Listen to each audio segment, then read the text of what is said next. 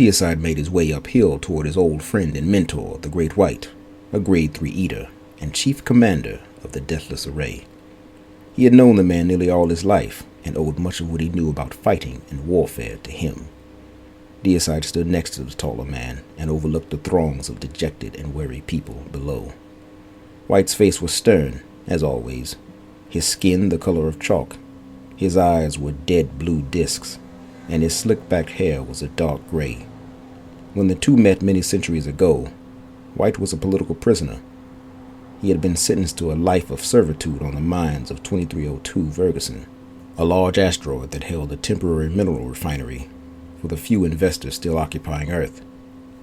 White had been a legendary war hero caught on the wrong side of a power struggle, and rather than let the prideful man have an honorable death, the Earth Separatist Party handed him a slow and humiliating demise on the corners of the galaxy.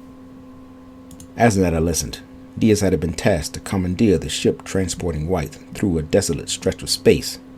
The veteran had been one of the first to join Deicide's ranks. Before White's arrival, Deicide's army was composed mainly of mercenaries, runaways, and some of a more sinister element, those with dark desires of bloodlust, war lovers, and pirates. However, even after the cleansing fire of military law was applied, certain traits remained which seemed impossible to breed out of the soldiers. Their indifference to violence and the suffering of others made them an excellent fighting force, but a callous culture would rise inside the Olopau, one that cared little for the neighbors they were supposed to be rescuing. Deicide folded his arms. "Would this have ended differently if you had remained in Earth's good graces?" Deicide said. "Sure would," White said, his growl escaping between his jagged teeth. Deicide cocked his head back, genuinely surprised. "How so?" he said. "I'd rather blow it up than let you have it," White said, turning to Deicide with a slight grin.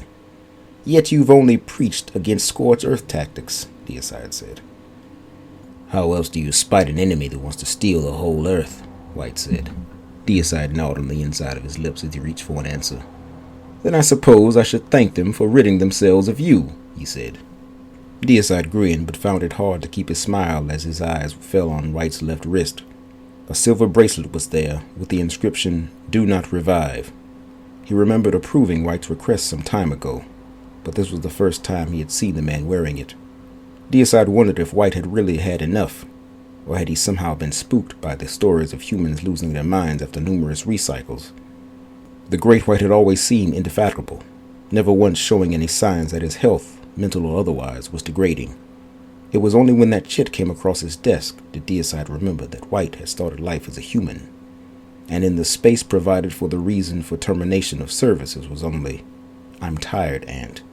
Still, Deicide would begin savoring his time with White, and prepare his speech for the inevitable ceremony, as well as having a proper place built to house the memories and possessions that captured his life, for he believed that anyone of any value deserved to be remembered, friend or enemy. The black vestige hanging from Deicide's shoulders perked up as a female eater made her way to the two men. She was a petite but muscle-toned woman belonging to Deicide's staff, known as Baby Sister to everyone, including her enemies. She was a Grade 5 eater, and the youngest of a family of a dozen children. She wore a patch on her left arm, a throne surrounded by sleeping wolves. Deicide preferred an air of informality amongst its troops, at least from top down. A nickname of an enlisted or officer amidst one's peers allowed him to see more than the stuffiness of a performance evaluation would show. The little round globula passed behind the Great White, clapping him on the back as she came to Deicide's left side, making sure she avoided touching any part of the abyss that hung from Deicide's shoulders. Baby Sister was likable enough to render up two of the highest-ranking personnel without a rebuff, and though Deicide found her coarseness endearing, many of her peers waited for her to fall out of favor. She saluted Deicide with a quick peck on her fist, a salute that was done more for the discipline of the lower ranks than out of any sort of honor. "Lady Knott sent me," Baby Sister said. Her voice was unnaturally raspy for a woman her age. Deicide's voice was laced with annoyance. "Since when did you become my wife's messenger?" Deicide said. "You're a non-commissioned officer." "Since you started ignoring the lady's messages," Baby Sister said. "She said they went straight to your message traffic. Didn't they clog up your HUD?" Deicide said. The abyss's salinity levels must be causing malfunction with my ocular implants. I can't get picture or sound, he said, almost believing the lie himself. Baby sister returned a puzzled glance. What does the vestige have to do with your implants? She said. Deicide shook his head at baby sister missing the point. Your job is to hurt things, baby sis, not mediate my marriage, Deicide said. The great white chuckled, still amazed that a man with so much power could be irritated by so little. Deicide sighed and motioned for her to carry on. Baby sister turned her palm up and activated the media output switch on the wrist of her glove. Hovering above her palm was a holographic image of Lady Knott. After a half-second delay, the image began to move, and Deicide was looking into the mustard yellow eyes of his wife. Her form perplexed many. Those exposed to any new alien race tended to say they all looked the same, but Knott and Deicide share few similarities besides the sharp fingers and antennas. Her skin was a pale gray, like the surface of a marble statue weathered by time. Her face seemed to be drowning in the river of black strands that poured from the top of her head. Knott had explained that some of the differences could be attributed to Deicide's constant exposure to alien worlds, but those who knew Deicide in his youth had never noticed much of a change in the man's outward appearance. And those few that had access to all visual files concerning obtrusions, had they permittance to speak on the matter, would mention that Deicide looked just as much obtrusion as he did human. Are you trying to upset me? Knott said. Her tone was jovial, but Deicide gathered she was angry by the slenderness of her eyes, which normally took up a sizable portion of her face. She was speaking in the ancient language of their people. It sounded like a strange, rhythmic throat humming. Only Deicide could understand it, but his throat anatomy did not allow him to speak it. Instead, he spoke back to her in the Yolophile's official language, Circum, a compiling of languages and dialects brought by crew members who were plank owners of the ship. The original crew members were assembled mainly from many of the human mutations living on the outskirts of the countless Milky Way galaxies they came across.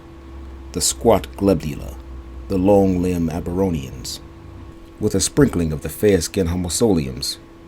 Deicide had come across humans and their offshoots in his first recruitment phase as they crisscrossed through the universe in multiple dimensions. He found they were closely related in anatomy to the obtrusions, mostly even-tempered, and frankly easier to look at than some of the species he had come across in his travels. He was sure other races of people thought the same of him, even when the language barrier had been eliminated by his wife's research. He could never get some people to trust him because of his appearance. Jewel-eyed Ant-Man, he had been called. It was the first time he had felt self-conscious about his antennas. It certainly wasn't the goal, dear, but I was willing to risk some collateral damage, Deicide said. You think of my values as collateral, my love? Knott said, cocking her head to the side. Her flickering blue-tipped antennas drifted across her eyes. At times, he said. We already treat these people as cattle. Why should you care if I bash a few? Knott authorized a digitized order form that popped up on her desk. Because refugees become citizens, Knott said. Or rebels, Deicide said. I never denied that, Knott said. Just remember, we're here to rescue them. Deicide raised an eyebrow at one of his antennas, before remembering that footage was transmitted back to the ship through hovering cameras and from the soldiers' ocular implants. At that moment, some studio inside the Yolopile was dicing this exchange up for some television show for bored stay-at-home parents. Deicide nodded, but he was uncertain whether Knott could say that they were trying to save everyone. Rescue of certain species was merely a byproduct of saving themselves. They needed the humans and the other aliens on board just as badly.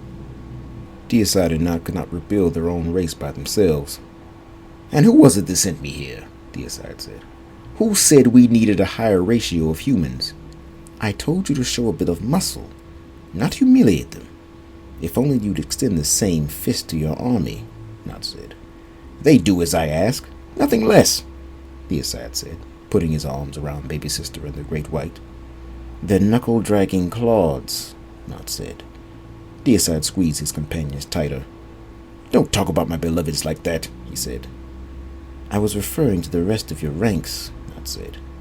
As if your button-mashing zombies are any better, Deicide said, knowing that she had bred out the traits which she disliked in her staff. He felt it was unethical to engineer with the wild variables, though he would admit that some personality types were unlovable.